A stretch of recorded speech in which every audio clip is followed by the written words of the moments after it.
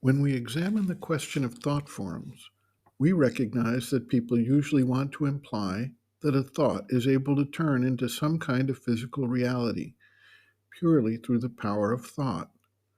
This, however, is one element of the question, but not the only element. Thought forms have a variety of mechanisms for being created and effectuated. Whenever we conceive of an idea, a plan, an invention, a creative direction, we are creating thought forms at the mental level, on the mental plane, if you will. These forms, in order to be effectuated in the world, can act either purely on the mental level, can influence and create a force on the vital level, or can directly work on creating a physical form. How this happens is really the ultimate question. Most people have a constant array of thoughts flitting in and out of their mind. They generally have very little focus or power and tend not to go very far in terms of effectuation or any detailed manifestation. Those who focus on an effort of some sort, such as a scientific, creative, artistic, emotional, vital, or physical activity, channel and concentrate specific thought forms to carry out that effort. The action may be developed through a process of externalization, a communication process, whether oral, written, or communicated through some form of visual, tactile, or olfactory, etc.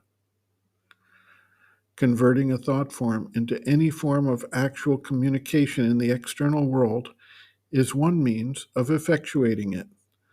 The great writers, composers, artists of the world functioned in this manner.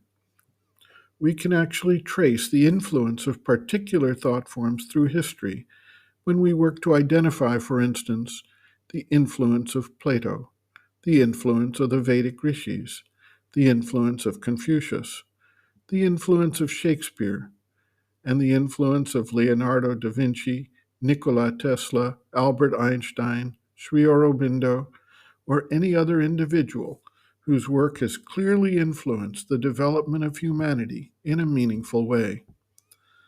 Another method does not involve external action, but rather the focus of the willpower or the innate power of the mind to create vibrations and disseminate them.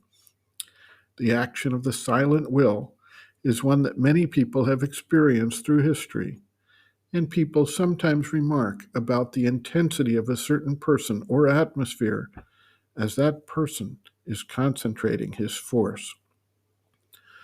Certain spiritual traditions, such as Tibetan Buddhism, put a strong emphasis on the training and development of powers of mind, such as through extensive and detailed visualization processes as part of their practice. It is reported that some advanced practitioners are able to create an actual, physically visible, or palpable formation in this way. Tibet's great yogi Milarepa was reported to have appeared in a physical form and provided a last teaching prior to his death to various disciples in diverse locales, all at the same time, appearing in his rainbow body. The use of mantras has been known to create intense thought forms, even when not verbalized, that can influence events in the world simply through the power of the concentrated thought. The entire issue of the power of a curse or a blessing on an individual revolves around the power of thought. There are instances recounted in the great scriptural texts of how formations were consciously created to harm another individual. If that individual was able to reject that force, it would rebound upon the sender, as it had a power of effectuation that could not be denied. It should be noted that harnessing brainwaves for an external result is now an accepted part of Western medical science, as there are advances that harness an individual's brainwaves to operate artificial limbs or operate a computer. As this science develops, it is certain to show that brainwaves, in and of themselves, are powers unseen, yet real and effective in the world. A disciple asks, quote, "How can human thought create forms?" End quote. The mother notes, quote, "In the mental world, human thought is constantly creating forms. Human thought is very creative in the mental world. All the time when you are thinking, you are creating forms, and you send them out in the atmosphere and they go and do their work. Constantly, you are surrounded by a heap of small formations. Naturally, there are people who can't even think clearly, so they form nothing at all except faint eddies. But people who think clearly are surrounded by a heap of little forms which sometimes go out to do some work in others, and when one thinks of them again, they return. And we have instances of people who are troubled by their own formations, which return constantly as though to take possession of them, and which they can't get rid of because they don't know how to undo the formations they have made. There are more cases of this kind than one would think. When they have made a particularly strong formation for themselves, you see, relatively, this formation is always tied up with the one who makes it and returns to knock at the brain to receive forces and ends up by truly acting as a necessity. It is a whole world to know. One truly lives in ignorance. One has powers one doesn't know about, so naturally one uses them very badly. One uses them somewhat unconsciously and very badly. I don't know if you've ever heard of Madame David Neal, who went to Tibet and has written books on Tibet, and who was a Buddhist.